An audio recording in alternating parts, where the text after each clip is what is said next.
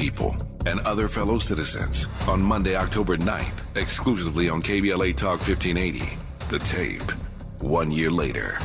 We're broadcast live in afternoon drive from 5 to 7 p.m. with an immediate encore presentation from 7 to 9 p.m. When all was said and done, was more said than done. 1 year later, are there fractures in LA's black-brown political partnership? And where do we go from here? Don't miss The Tape, 1 year later. Only on KBLA Talk 1580, Monday, October 9th, live from 5 to 7 p.m. with an immediate encore presentation from 7 to 9 p.m. We've got a lot to talk about. Cut the music up. A little louder. Yeah. You had a lot of crooks try to steal your heart. Never really had luck, couldn't never figure out how to love. How to love. You had a lot of moments that didn't last forever. Now you in a corner trying to put it together. How to love. How to love.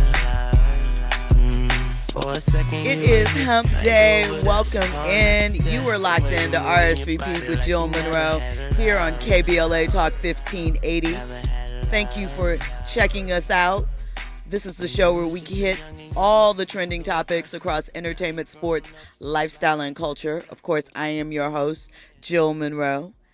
And we want to thank you for checking us out. As always, we have so much to get into tonight. But first, I hope you're having a great Wednesday. I hope you are relaxed and ready for some amazing conversation. You know how we do. All week, every week. So listen, before we get into what we're going to get into, let me remind you to follow us on all of our socials, KBLA 1580. Hit me up at Stiletto Jill. Of course, download the app. And if you want to get the visual with the audio, check us out on YouTube. Jump in the chat there. It's always fun, exciting. So it's Wednesday. You know what that means. We have Trent Jackson, our Keep It Real friend, joining us. Trent, the artist. He's going to help us break down these trending topics and headlines like... We're going to talk a little bit about Kerry Washington. You know, her new book dropped on Monday. And amongst several things that she revealed, she shared that at one point in time, she dated a girl. And she talks about that relationship and having that conversation with her mother. So we're going to get into that.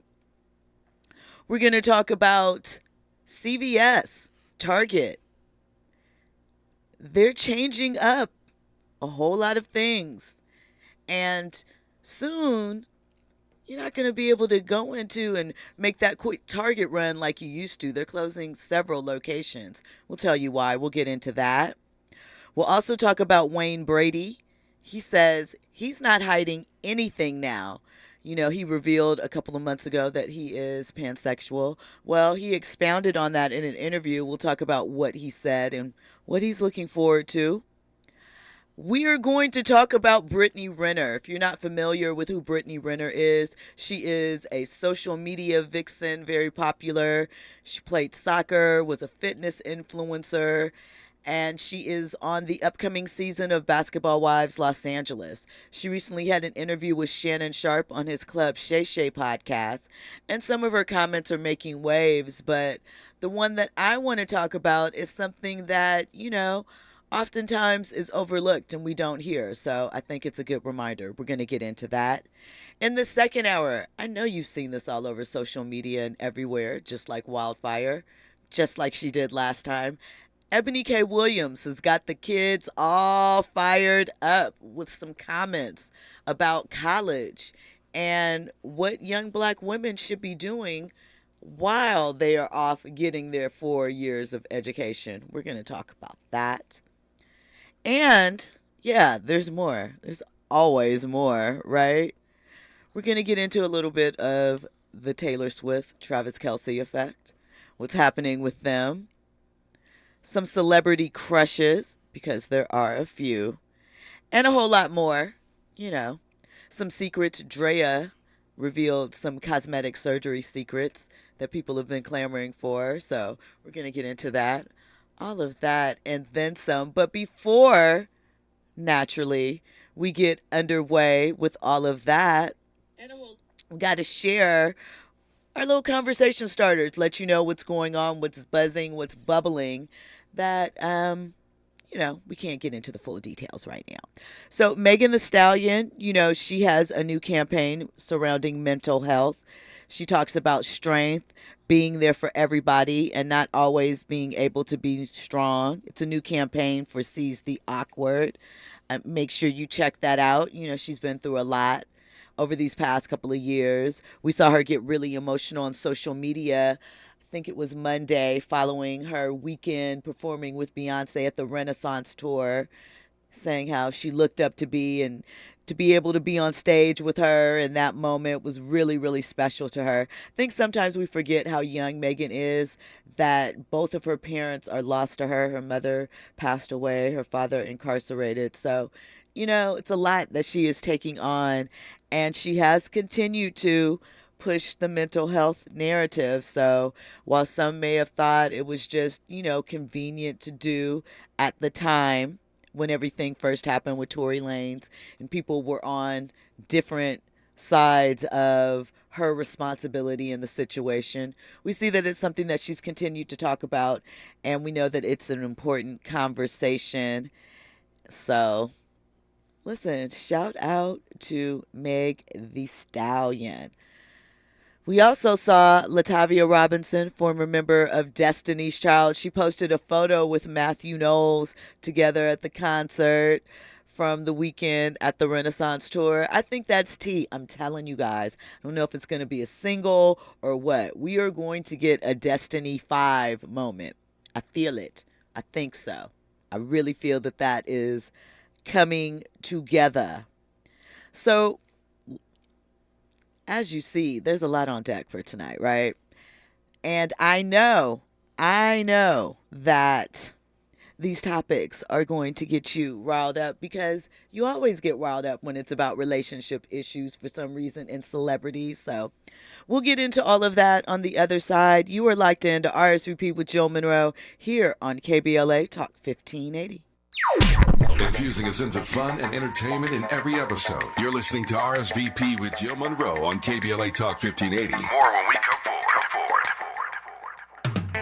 The Los Angeles Urban League helps African American and others in underserved communities achieve true social parity, economic self-reliance, and civil rights. For over 100 years, Los Angeles Urban League has ensured our communities have access to careers with living wages, opportunities to start and grow businesses, and clear pathways to personal and professional growth. Programs like BizCamp, Construction Career Academy, Bob Business Ready, and B-Warp. The Black Wealth Attainment and Retention Program are examples of the ongoing events designed to make our centennial mission to rebuild Black Wall Street right here in LA a reality. To sign up for our newsletter or to support the Los Angeles Urban League with your time, talent, and donations, visit laul.org. That's laul.org.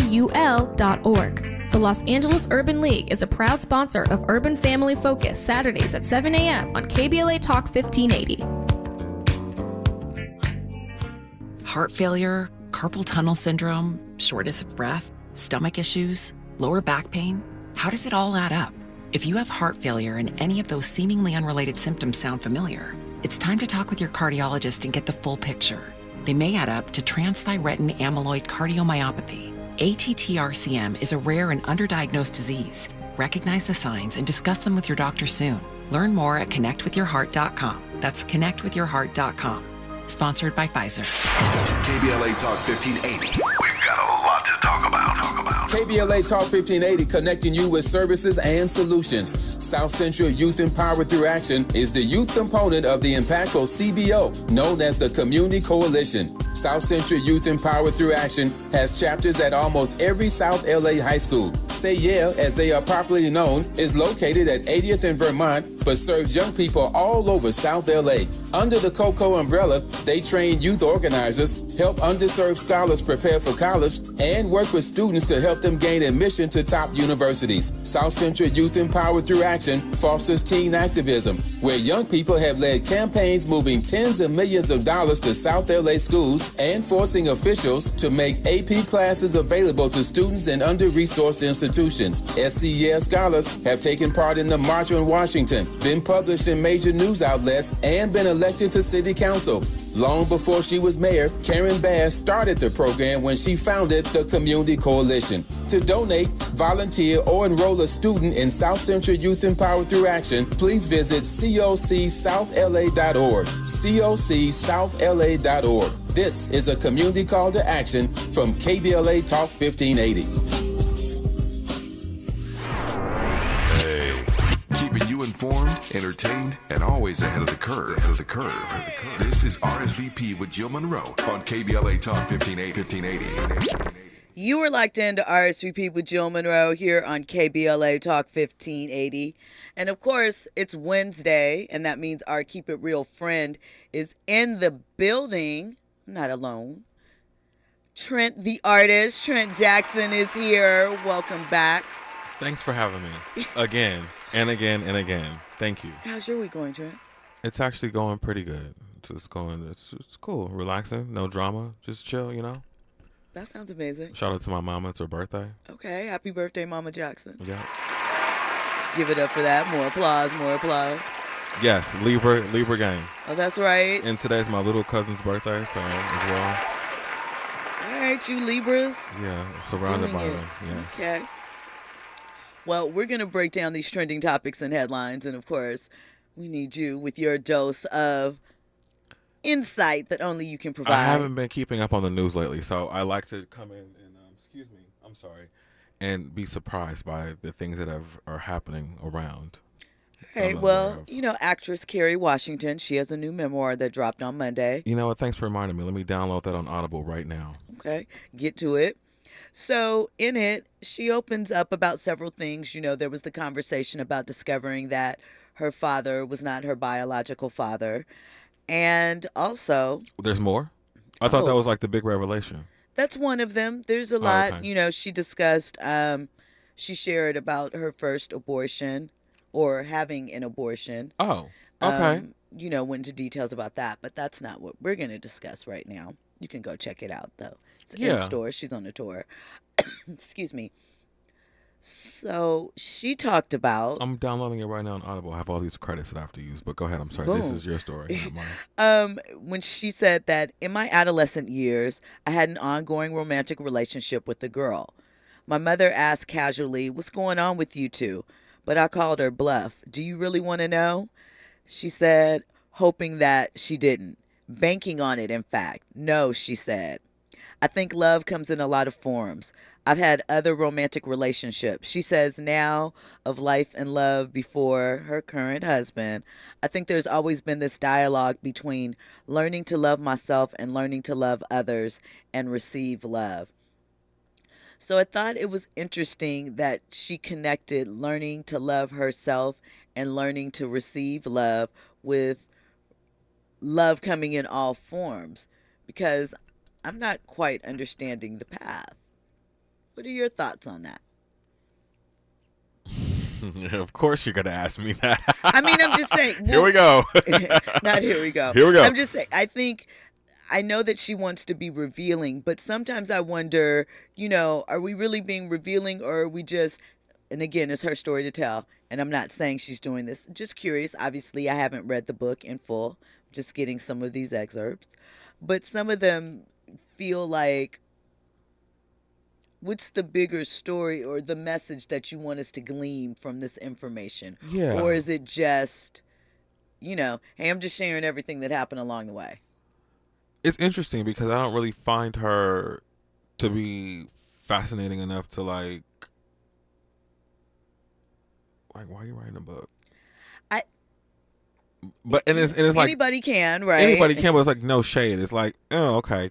this is interesting. So I thought when I just heard it, I thought the big hook was like, those weren't her biological parents or whatever the issue was, and that was it. And then, but I can also understand how the two correlate when you don't really feel like you have a connection with your biological parents, or you don't really feel like you fit into your family. So Well, she just discovered this about 5 or 6 years ago. She was going to be on Finding Our Roots with Henry Louis Gates. Yes. And so her parents were like, "Oh, this is amazing.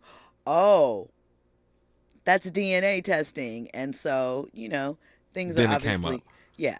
But I don't understand. I don't know. Maybe she just wanted to talk about her experience with love, and that's what it encompassed. I don't know. I kind of was trying to just connect the bigger message. You never know what because people are thinking when they write stuff like this. So I do believe that love can come in all forms, and you experience different levels of love, Sure, and there are yep. different things.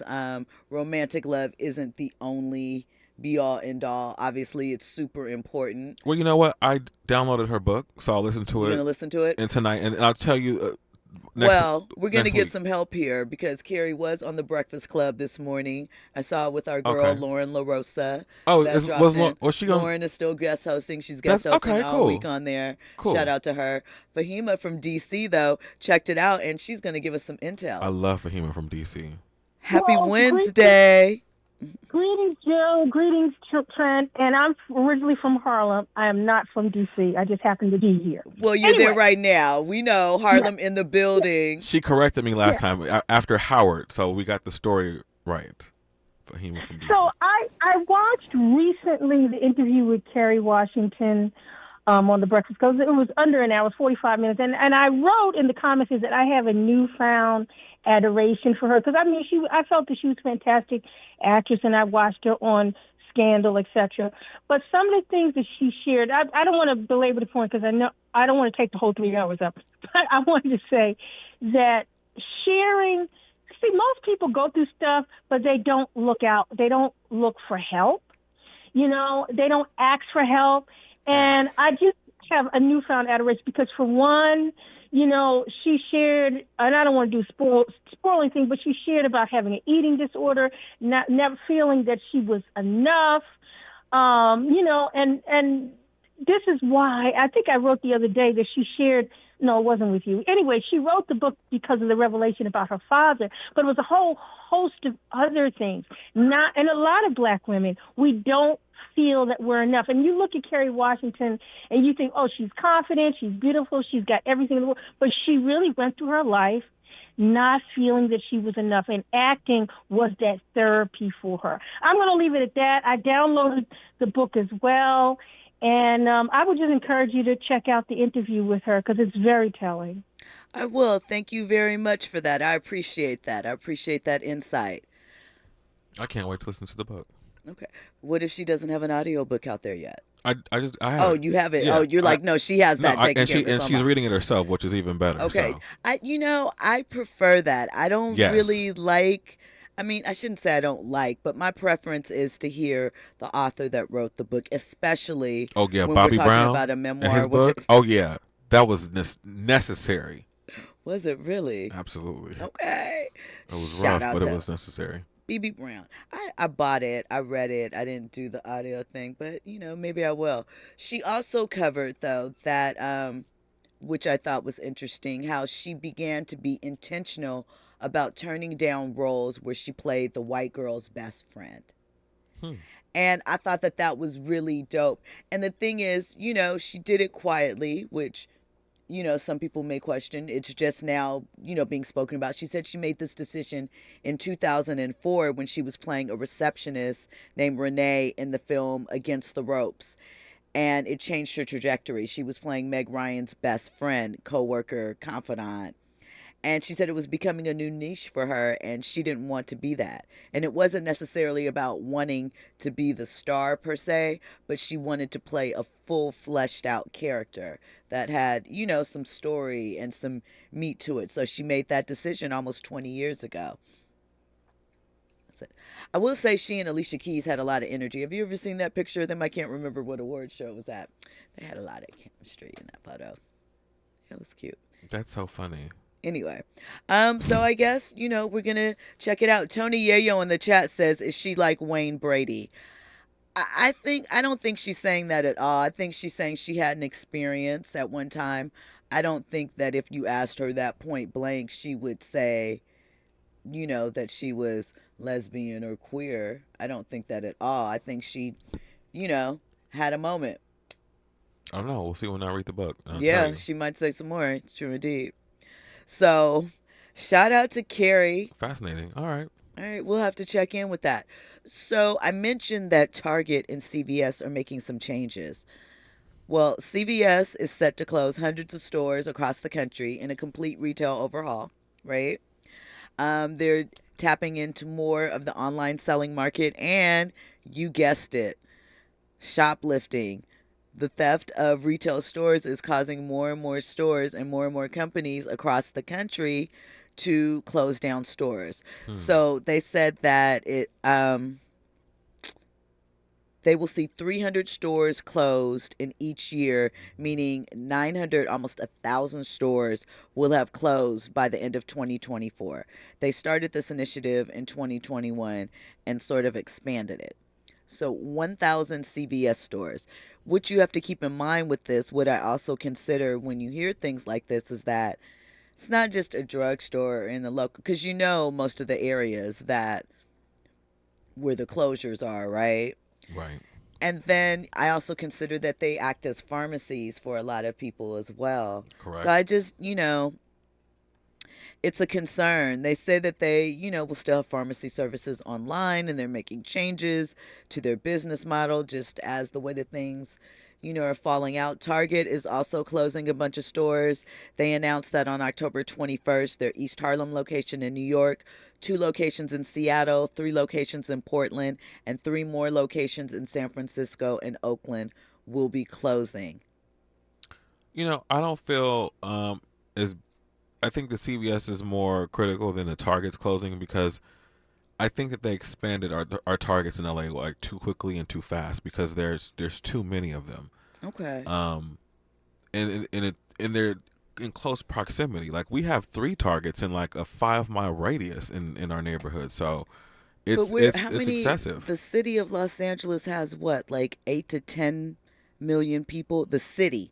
I'm not talking about LA County. I'm talking about the city. But do we really need a Target at the Fox Hills Mall, and then down the street at the original Target, and then the other one like right around the corner, up the way? It's like 3 in a row. And then isn't there one in Westchester as well? So we don't really need that many Targets. Like, I can see them closing maybe one. Okay, sure. Like, the one in the mall is kind of dumb. We don't really need that one. Keep the original one, and keep the one maybe, I guess, right here around the corner. But we don't need all these other ones. Andy? I kind of feel your point, Trent, a little bit, but I guess I'm concerned about the elderly folk. You know what I mean? Like, I know the Targets are kind of somewhat in proximity, but like for somebody who's elderly, you know what I'm saying? If that Target just so happens to be down the block, it's perfect for them, That's a fair thing. The way that the city of Los Angeles is changing, no shade, no tea, but the way that we are giving into developers, I do not care for it. I don't think that it's taking away the character of the city. I think that they are taking in money and building up these housing structures that aren't all the way full. I would love to see some stats or reports on occupancy rates for these new structures, especially not just the low income units, because they only have to put in a couple. For the rest, because I don't feel that they are at full occupancy. Not even half, because the rent is just too astronomical for people to even afford. But they keep building these things. They keep building them without parking, so that spills out onto the other residential street. It's just, that's another subject for another day. Andy, you look like you have something to add. I think it's going to be a slow build to the occupancy thing, because it's all part of the whole gentrification plan. Once we start leaving, unfortunately, those with money are going to come back. Everybody that was on the outskirts are going to come back in, and everybody that was in is going to go back out. Could be. That's likely. That does seem to be the plan. But even with the new developments that they're building, I just don't feel like even for moving out there, if you're moving back in here, why are you going to move into those? What is the benefit with no parking, less space, even though it's supposed to be luxury? You know. My understanding is those who have money want to be a little bit more closer to the city. Absolutely, but we're not. I understand that thing, but we're talking about the luxury units or whatever. They're not giving them the best options, the ones that they're building. I don't know. We'll see. It's all going to come down. No one's interested in it, and people can't afford it in the first place. Yeah, I just think it's high for no reason. And there's not enough outrage coming from us. We talk about it, but there's not enough outrage for it. And it's going to be too late by the time they get it together, and you're going to have all of these multi-level structures and single family neighborhoods, and it's just going to look like New York City west of the future with some ugly stuff thrown at the bottom. And they low-key got us tamed with this stadium, with the new movie theater, with everything that they got going on all around it. They got us tamed because it's like look, we're giving you the stuff you said you wanted. Absolutely. I didn't even know there was a new movie theater. In Inglewood, it has drinks, reclining chairs. It looks very nice from the photos I've seen of it. Have you been? I have not. Andy, you been? I have. It's dope. How much does that cost? Me and my lady, we went probably about a month ago. Was it like $100? To a degree, we spent almost about $60 total. $100. So your movie tickets? Did you guys get drinks? Yes, movie tickets are regular movie prices. Okay. Right now. But the drinks and I unlimited popcorn. It's worth it. Did you try any of the food? I had some pizza. I bought some cookies. I mean, it was like they had a chef up in there, low key. Okay. Yeah. All right. I like that. Okay. Well, look, when we come, we got a little bit more time. I can drop this in there, and then on the other side, we're gonna get into this Brittany Renner conversation. But guess what? No, this isn't that bad. The Warriors have announced that they're exploring bringing a WNBA team to the Bay. It's actually going to be they'll be an Oakland-based WNBA team, excuse me, that will play their home games in the Chase Center in San Francisco.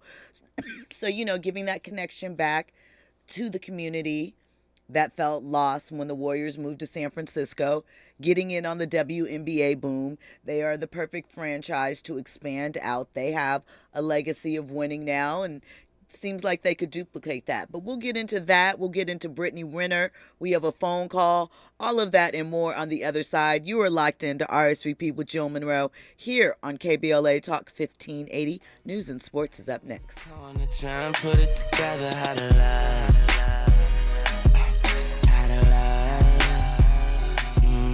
For a second you were here, now you over there. It's hard not to stare. The way you're moving your body like you never had a love. RSVP with Jill Munroe is your go-to show for staying in the know. More engaging conversation when we come forward on KBLA Talk 1580. I'm Esther Dillard, and here's the latest from the Black Information Network. Senate leaders on both sides of the aisle are calling for the House to avoid a government shutdown. Senate Minority Leader Chuck Schumer said on the Senate floor that House Republicans need to stop catering to the whims of the hard right. Kentucky Republican and Senate Minority Leader Mitch McConnell said his colleagues need to pass short-term funding legislation and avoid a harmful and unnecessary government shutdown. The black U.S. soldier who crossed into North Korea without permission is back in American custody. State Department spokesman Matthew Miller thanked China and Sweden for helping U.S. Army Private Travis King leave North Korea. King was taken into North Korea custody in July after he bolted across the DMZ during a tour. And the Portland Trail Blazers have reportedly agreed to send NBA superstar Dame Lillard to the Milwaukee Bucks as part of a 3-team deal. I'm Esther Dillard on the Black Information Network and BINnews.com. Calling all night owls, Buffalo Wild Wings is open late. Fill up on some tasty apps with an ice cold tall beer starting at $4. Late night food and drinks start at $4 from 10 till close at B-Dubs. Limited time at participating locations. Offers, days, and times may vary. Drink responsibly. Void where prohibited. Tax and fees extra. On Monday, October 9th, don't miss the KBLA Talk 1580 exclusive. The tape. 1 year later. Y'all were coming for us. Yeah, but Tavis, that's not in my heart. I wasn't coming for anyone like that. I apologize, but that was not me. That's not in my heart. And like I said a few moments ago, I have a solid, demonstrable record of shared power that's real and concrete. That can't be misinterpreted. Join Tavis Smiley and an all-star panel of political insiders, influencers, and journalists for a look back at the crisis that shook LA City Hall when 4 Latino leaders were caught on tape making racist, demeaning, and derogatory statements about black people and other fellow citizens. On Monday, October 9th, exclusively on KBLA Talk 1580, The Tape. 1 year later. We're broadcast live in afternoon drive from 5 to 7 p.m. with an immediate encore presentation from 7 to 9 p.m. When all was said and done, was more said than done. 1 year later. Are there fractures in LA's black-brown political partnership? And where do we go from here? Don't miss The Tape. 1 year later. Only on KBLA Talk 1580. Monday, October 9th. Live from 5 to 7 p.m. with an immediate encore presentation from 7 to 9 p.m. We've got a lot to talk about. 1 in 4 Americans today are living with a disability. I'm one of them. People with disabilities are extremely talented, resilient problem solvers that have so much to offer. And we've got a trusted ally on our side, an organization we can rely on, Easter Seals. Easter Seals is leading the way to full equity, inclusion, and access to healthcare, employment, and education for people with disabilities, families, and communities. That's my Easter Seals. Make it yours. Learn more and get involved at easterseals.com. JP Morgan Chase is building on the investments in California and around the country to help close the racial wealth gap and build a more equitable future. As part of JP Morgan Chase commitment, they are taking action to help improve financial wealth and access to banking in the Black community, helping more people open low-cost checking and savings accounts, hosting community seminars with supporting Black-led institutions by building awareness about financial investments, hiring community managers, and opening community center branches like Crenshaw, Inglewood, in downtown LA. Visit today, jpmorganchase.com/racial equity. Again, jpmorganchase.com/racial equity. Get the tools to help reach your financial goals. Visit today, jpmorganchase.com/racial equity. Again, jpmorganchase.com/racial equity. KBLA Talk 1580. We've got a lot to talk about. KBLA Talk 1580 joins you in standing for voting rights. When We All Vote is a leading national nonpartisan initiative on a mission to change the culture around voting and to increase participation in each and every election by helping to close the race and age gap. Created by Michelle Obama, When We All Vote brings together individuals, institutions, brands, and organizations to register new voters across the country and advance civic education for the entire family and voters of every age to build an informed and engaged electorate for today and generations to come. When We All Vote empowers their supporters and volunteers to take action through voting, advocating for their rights, and holding their elected officials accountable. Please visit whenweallvote.org to stand up for your rights, voting rights. This is a community call to action from KBLA Talk 1580.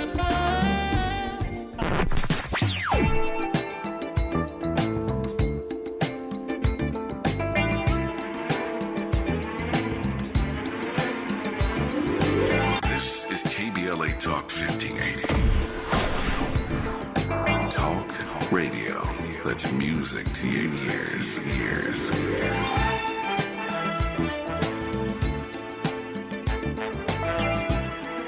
We're unapologetically progressive. KBLA Talk 1580. Curating the most compelling stories and delivering them straight to your ears. You're listening to RSVP with Jill Munroe on KBLA Talk 1580.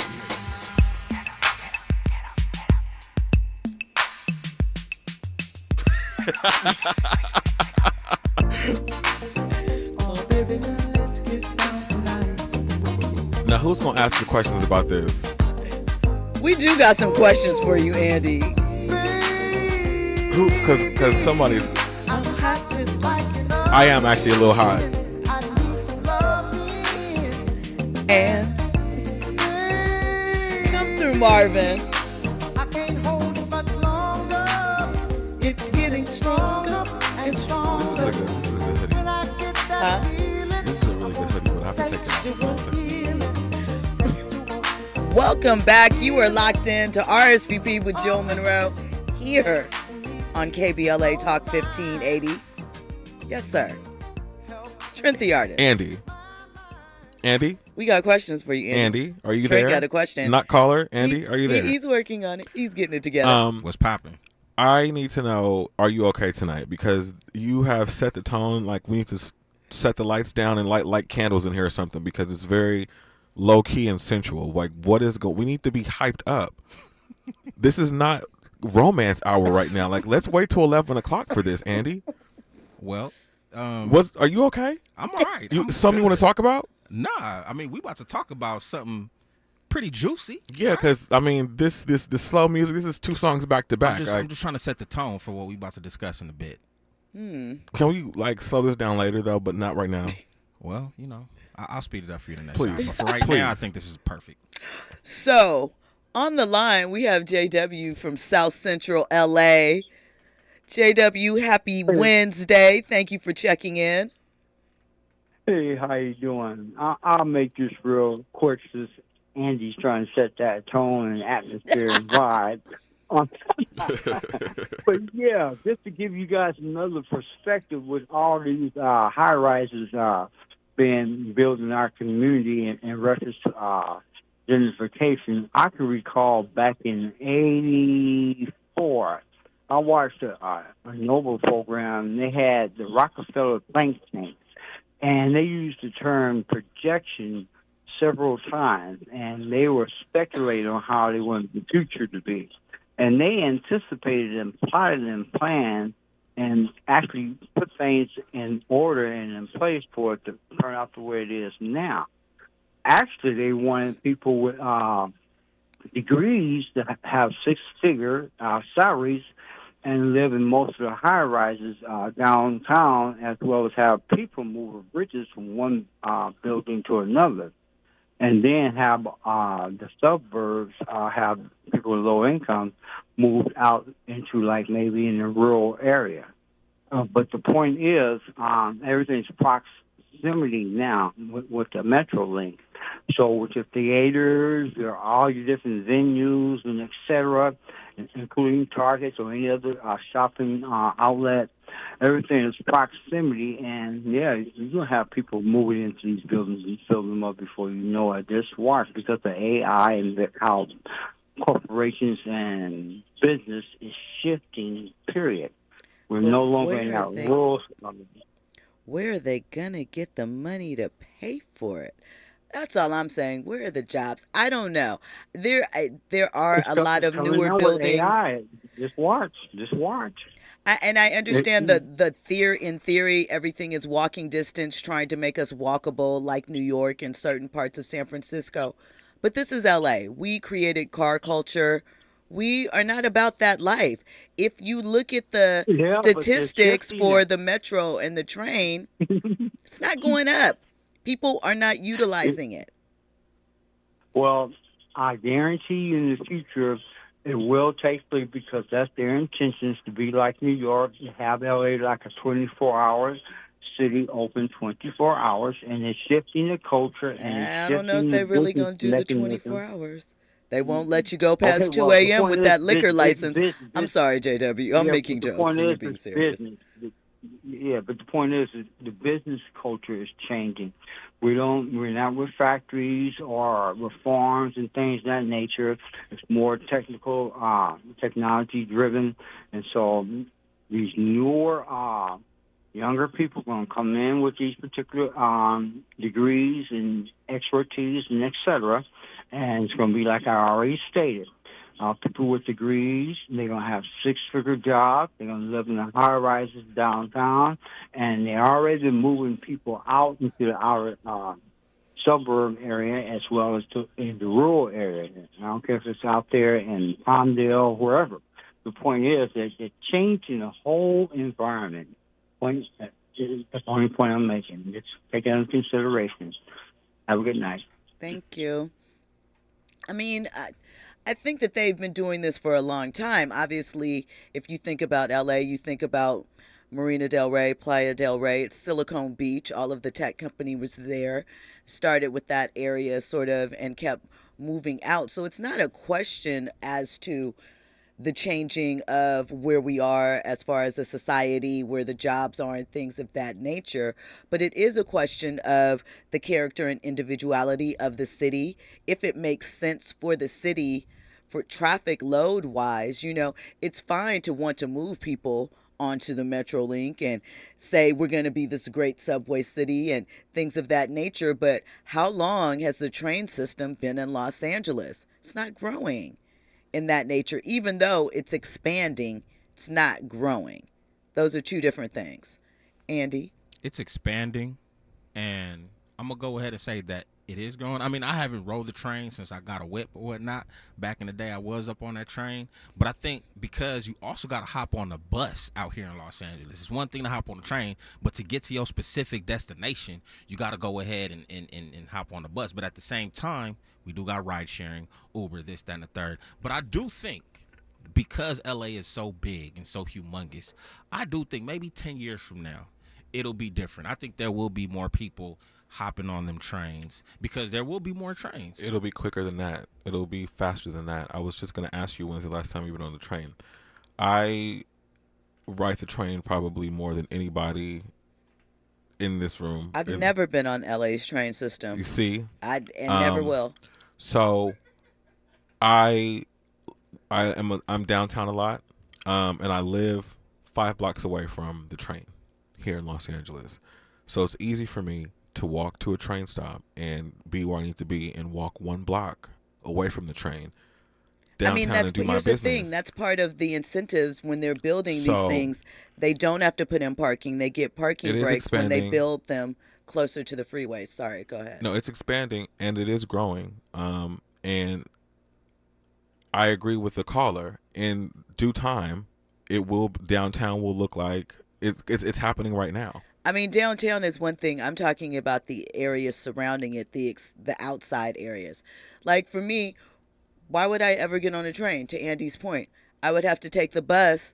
It's not a couple of buses it's not convenient to for go you. Get on a train. But yeah, this new LA that they're building or revamping, it's going to look completely different. So it's going to be ugly.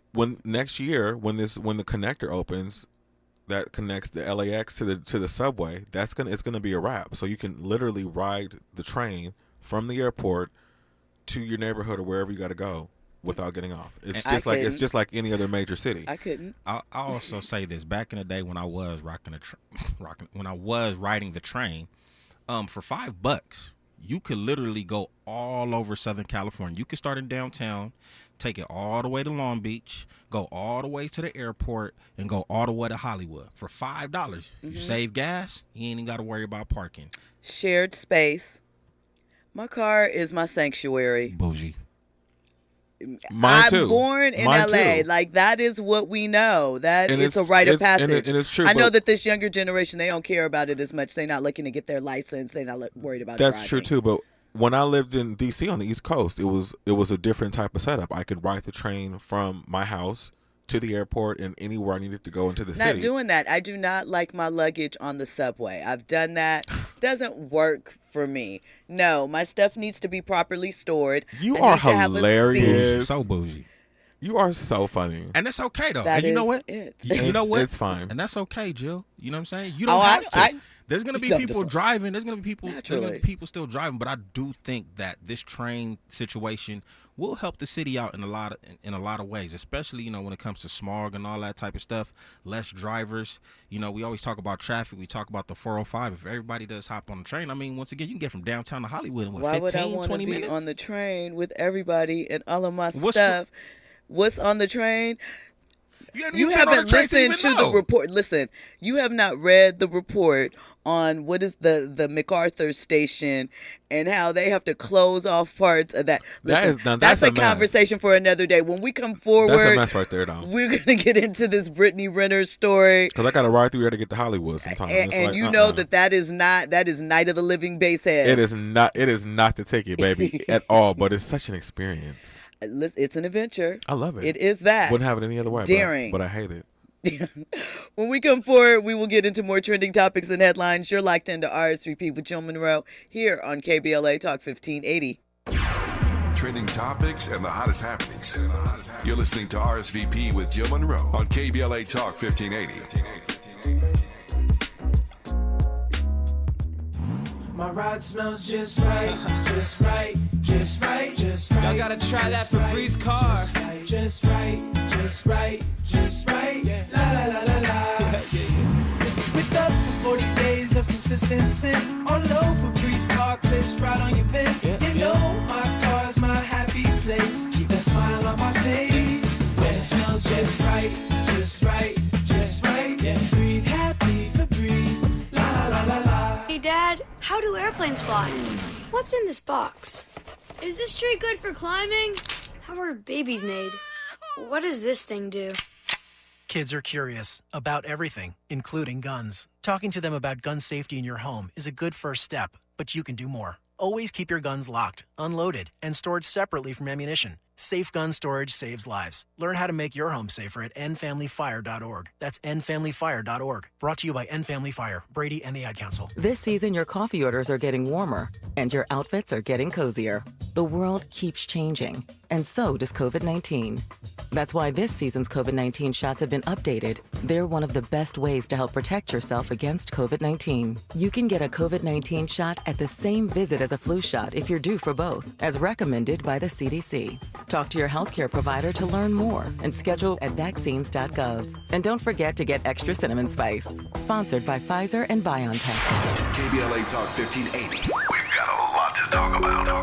KBLA Talk 1580 reminding you that we keep us safe. The Center for the Pacific Asian Family was founded to help address domestic violence and sexual assault in the Asian and the Pacific Islander communities. The Center for the Pacific Asian Family's mission is to build healthy and safe communities by addressing the root causes and consequences of family violence and violence against women. They are committed to meeting the specific cultural and language needs of the Asian and Pacific Islander women and their families. CPAF's vision is of an Asian and Pacific Islander community that embraces healthy relationships and works in partnership with other communities to eradicate all forms of violence. To access services, volunteer, or for more info, visit nurturingchange.org. At KBLA Talk 1580, we believe everyone deserves to be safe. This is a community call to action from KBLA Talk 1580. Now back to more captivating conversation on RSVP with Jill Munroe. You're locked into RSVP with Jill Munroe here on KBLA Talk 1580. So we are going to table the gentrification conversation. Say that 3 times fast. Can you? I can't. Okay. Not good. right now. It's going to take too much focus. Tongue-tied. And we will definitely circle back to it because there is something that I've been meaning to discuss about the 90 freeway here in LA and a proposal that is happening to demolish that freeway and turn it into housing, condos, luxury, take away the 90 freeway, and a park. They said that they would be better served to do that. And I'm upset about that. But that's another story for another day. Let's get into this Brittany Renner story. So if you don't know who Brittany Renner is, like I said, she's a fitness influencer. She came to fame. She wrote a book called Don't Judge a Book by Its Cover. She's dated some athletes, some celebrities. You know, she shared her story without revealing the names. Of course, some people tapped into some of the names, one of which was Colin Kaepernick, some others.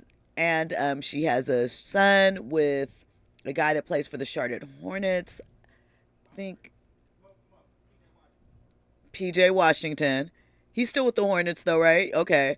Yeah, so and they have broken up and he's moved on to someone else, and there's all of these things surrounding Brittany, but she went and spoke at Jackson State, which is her alma mater. She didn't graduate, but she attended there on a soccer scholarship, won freshman of the year. Their team won. Like, she's an athlete, so solid talent, but she's biracial, raised by her grandparents, her white grandparents in Mississippi. So there's a lot to Brittany, right? And she's been the subject of a lot of conversation, a lot of opinions. At any rate, she appeared on the Shannon Sharpe show. And what's gotten a lot of attention is Brittany casually dropping her body count. So we're going to hear that and Shannon's reaction. But that's not the part of the interview that I really want to concentrate on. But we got to talk about this too, so. I've had sex with 35 guys. Okay? Whew. Oh, Lord. That's Shannon taking a drink of his yak. Impressive isn't the word. So if I'm judged for Anybody else need a shot of this? If I'm judged for having great taste. We are in the bar, so help yourself. We got this for the next hour. Woo. So social media has been debating if 35 is a lot for a body count. Shannon asked her why she revealed that information. And, there's a whole conversation surrounding that. Like, she's, I think, 31 years old. Listen, these are conversations that are happening. Shannon is 55? She's 31 and but he said that, he wanted to get to some deeper things with her as far as her backstory and some of the things that she's been through. But I thought it was interesting when they were discussing her history, right? Well, first, what do you think about her revealing her body count? And is 35 a lot, a little, normal? Doesn't matter? Andy, I'm coming to you next. It's interesting. I don't really... if you want to talk about stuff like that, and that's your business, number one. 31 years old. I'm just thinking about, I think that's a fairly low number for a 31-year-old woman. Really? No, and I'm just going to be real. So what, maybe you're saying starting to have sex, I'm approximately, right? If you start at 15, right? No. And let's say you're 2 men a year. Okay. 2.3 a year. I'm just considering the fact that she's a college graduate. So she's not a college graduate. Or a person that went to college. Yeah. So let's just, some people's college careers, their first year of school, they have 35 people, okay? Depending on where you go. Really?